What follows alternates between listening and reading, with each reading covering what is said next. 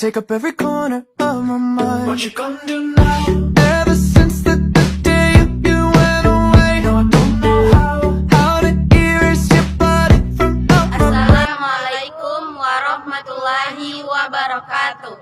Baik, terima kasih. Pada kesempatan video kali ini, kami akan membahas secara bersama tentang apa itu syirik di zaman modern. Syirik di zaman modern. Syirik sebagaimana yang telah kita ketahui adalah menyamakan selain Allah dengan Allah dalam hal rububiyah atau uluhiyahnya.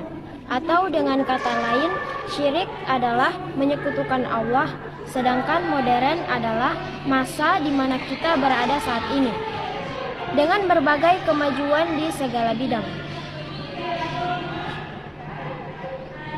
Jadi, syirik zaman modern yaitu menyekutukan Allah yang tanpa terasa dan disadari, namun banyak yang melakukan dan secara terang-terangan dilakukan umat beragama Islam sendiri, berupa hidup materialistik dan lebih senang uang daripada untuk melakukan ibadah. Syirik yang berkembang pada zaman dahulu adalah syirik jali, yaitu mempersekutukan Allah secara terang-terangan. Namun syirik yang berkembang di masa modern ini adalah syirik khafi, yaitu mempersekutukan Allah secara tidak sadar. Syirik jali ialah syirik yang terang, nyata, dan besar, yang boleh menyebabkan seseorang itu dianggap jatuh ke tahap kufur. Syirik khafi ialah syirik yang kecil dan tersembunyi yang menyebabkan hilang atau luputnya pahala seseorang. Syirik itu banyak berkaitan dengan perbuatan riya di dalam beramal atau melakukan sesuatu perkara. Di sini saya akan melanjutkan materi yang telah teman saya paparkan. Bentuk-bentuk syirik pada masa modern. 1. Mengharapkan dan menggantungkan hidupnya, berserah dan berpasrah atas hidupnya selain pada Allah. Contohnya, semakin banyak orang memilih dukun sebagai penyembuhnya, padahal kesembuhan hanya datang dari Allah. 2. Menggunakan sesuatu yang dianggap dapat mendapatkan rezeki, kesehatan, jodoh, dan lain-lain. Contohnya, meyakini batu akik yang dipakai dapat menyangkal sihir atau membawa keberuntungan. 3. Menyembah atau mengagungkan sesuatu yang berlebihan selain pada Allah. Contohnya, manusia suka mengagumi kepahlawanan, sesuatu yang agung dan luar biasa. Dari rasa kagum ini muncul keinginan untuk mengagungkan.